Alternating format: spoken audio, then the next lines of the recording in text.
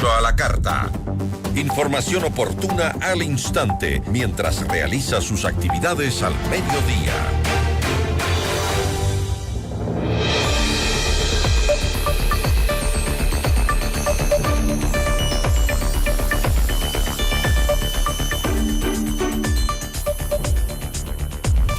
Ecuador, uno de los países más dependientes del petróleo en la región andina, enfrenta un momento crítico en su industria energética. La producción nacional ha caído en casi 20.000 barriles diarios en los últimos meses, afectando las finanzas públicas y poniendo en riesgo miles de empleos. Esta disminución se suma a desafíos estructurales como el cierre del bloque 43 ITT tras un histórico referéndum, problemas de infraestructura y emergencias ambientales que han puesto a prueba la resiliencia de este sector importante para el país. Nuestra entrevista de hoy en Notimundo a la carta. Vamos a conversar con Osvaldo Erazo, reconocido analista petrolero. Osvaldo, ¿cómo está? Muy buenas tardes, gracias por acompañarnos. Gisela, qué gusto saludarle y a través suyo un fuerte abrazo a toda su distinguida audiencia. Muy amable, gracias.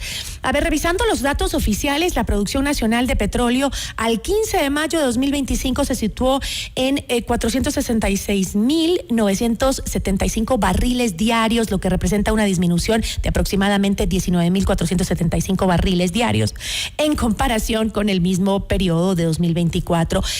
¿Cuáles serían para usted las principales causas de esta caída en la producción petrolera?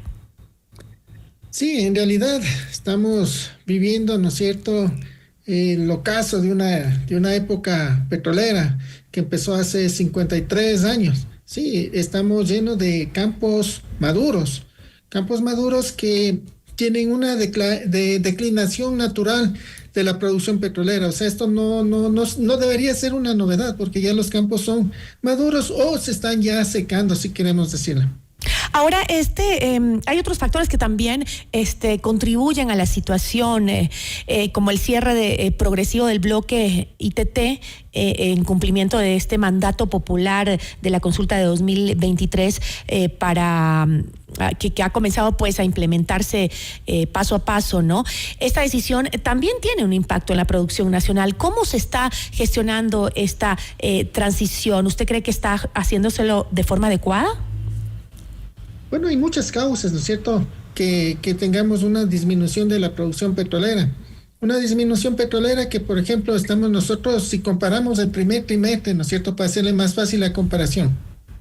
El primer trimestre de este año con el primer trimestre del año pasado, vemos de que tenemos un 4.4% menos de producción petrolera.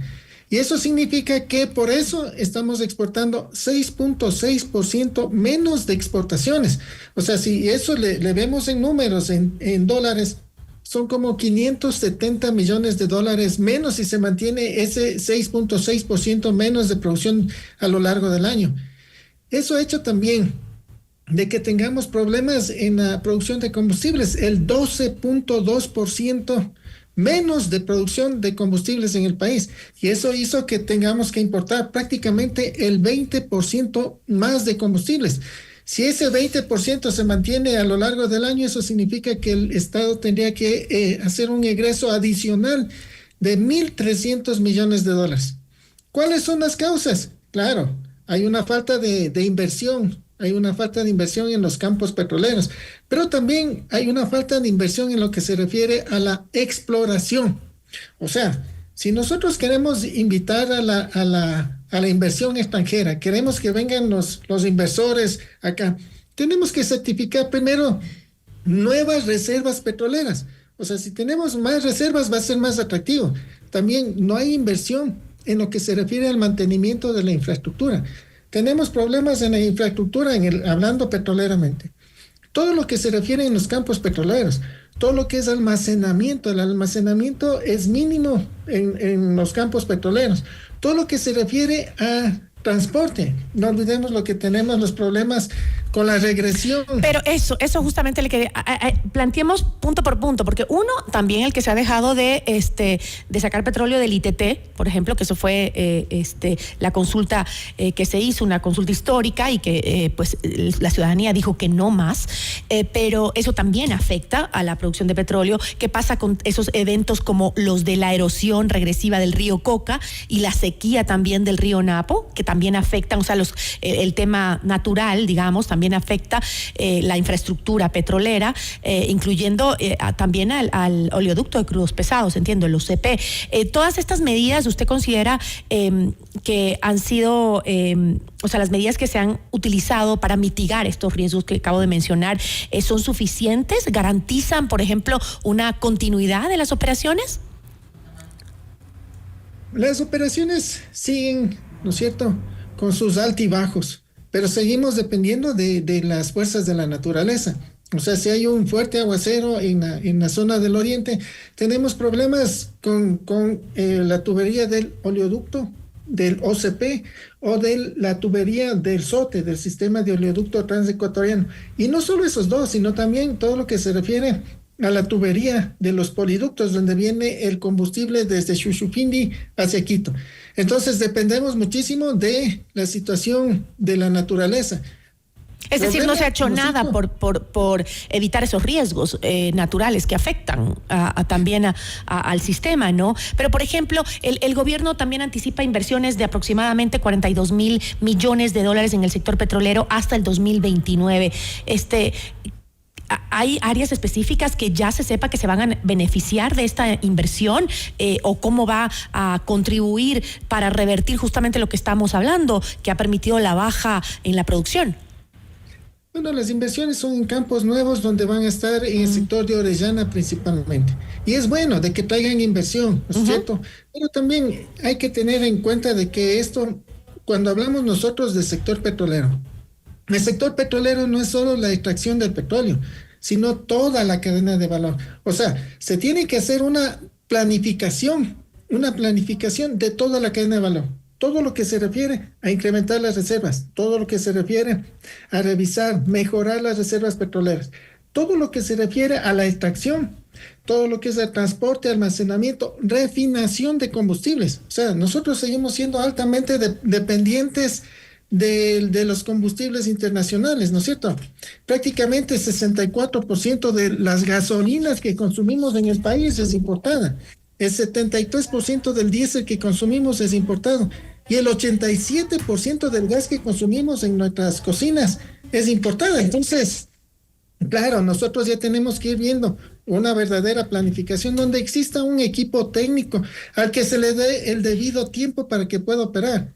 Porque no es justo de que la principal empresa que es Petroecuador, con sus altas, con sus bajas, ¿no es cierto?, tenga como promedio 4 meses de funcionamiento de cada uno de sus gerentes. Se necesita equipos técnicos probados que tengan el tiempo para que puedan hacer una verdadera gestión.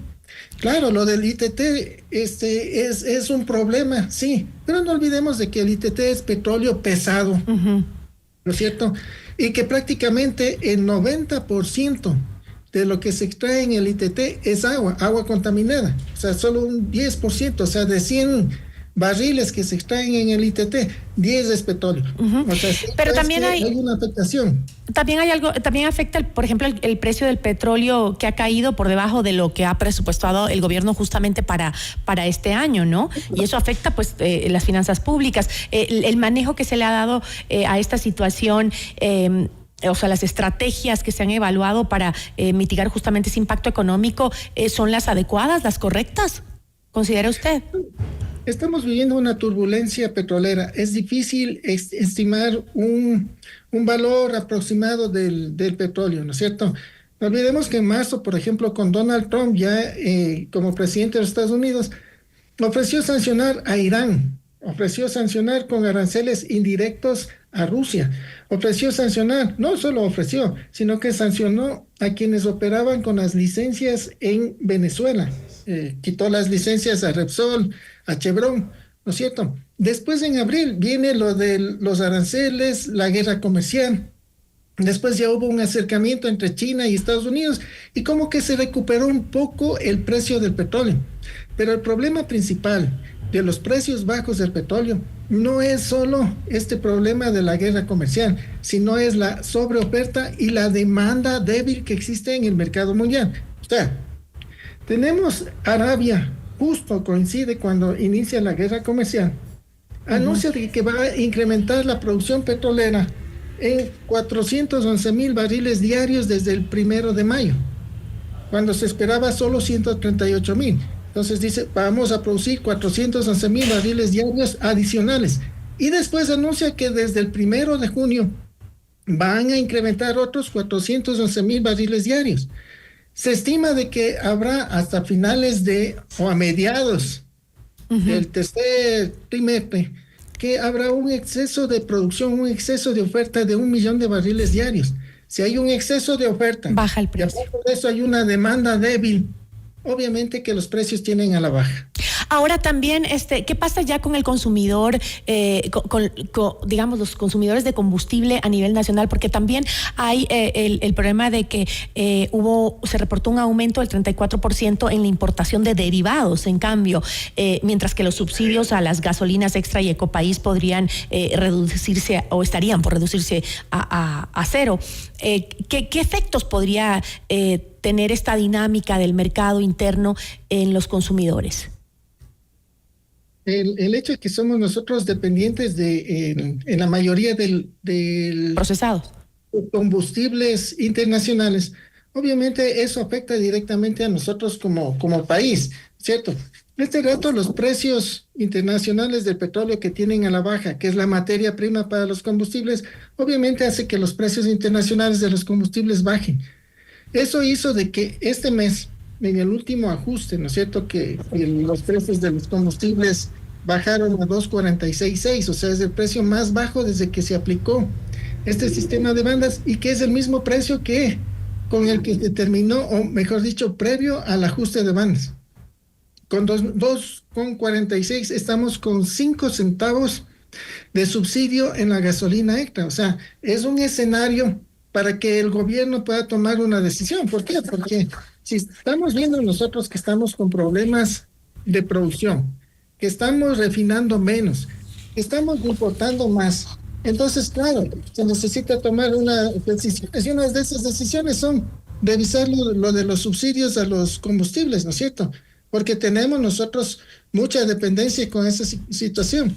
Planificar la cadena de valor, atraer inversión extranjera y sobre todo hacer inversión en técnicas de extracción y recuperación mejorada. Porque si bien es cierto, los campos maduros están ya al límite de su producción, pero eso no quiere decir que sean totalmente secos.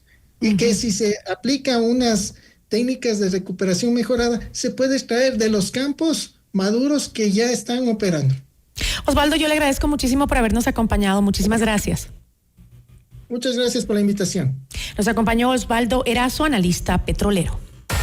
Notimundo a la carta. 60